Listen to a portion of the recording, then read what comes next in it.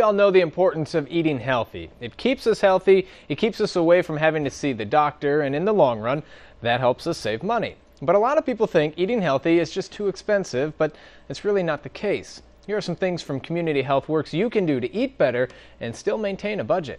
At Community Health Works, we believe that food is medicine, and when we come to celebrate National Food Month, we're essentially celebrating our health, and our medicine, what we're eating 3 times a day, what we're putting into our bodies. How important is it, though, then to eat healthy, and why is this important that we discuss this and we come up with ideas, different ways for people to eat healthy and really make a change in their diets? Yeah, well, the best way to stay out of the doctor's office is by exercising and eating right. And eating right means consuming a certain amount of calories, less than 2,000 calories a day, and healthy, nutritious food.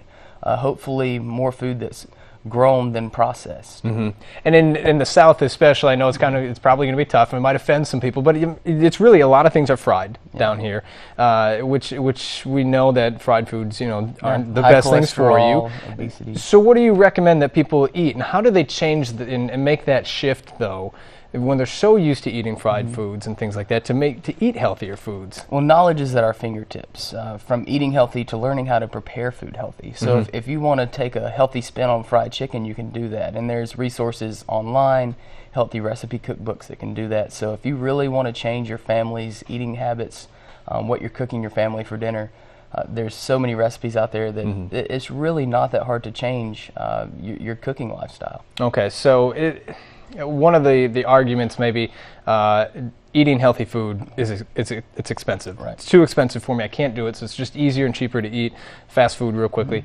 Not necessarily the truth, though. Right. So how do we address that? I guess like any good American, I can speak from personal experience. Me personally, when you buy food at the grocery store and you prepare it in larger quantities, and you're able to have leftovers, or cook your lunches for the next day, or cook 2 or 3 meals out than the meal you're preparing. Yeah. If you draw that out over a week's time and experiment for a week, it's actually cheaper than eating fast food for a family of 4. Yeah, and it takes a little bit of practice. I mean, a little bit of practice, and you're not going to get it right the first time. Yeah. But if you take your family of 4 to McDonald's for a meal, you're looking at spending $20, $25. Right. When you could cook a meal for a family of 4 and have 2 more meals after it for $30 to $40. Yeah. So if you think long term about your eating, and ultimately long term about your health, that's when you hit the sweet spot and you really get going with your transition to a healthy lifestyle.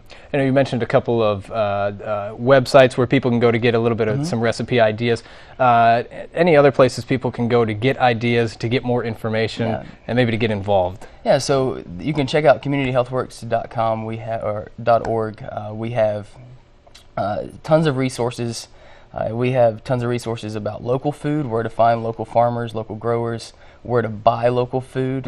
We run a farmers market, but there's a lot of other places in the area. If you want to transition to that healthier lifestyle, buying locally produced food, we have ways to do that, outlets do that, and ways to make it affordable as well.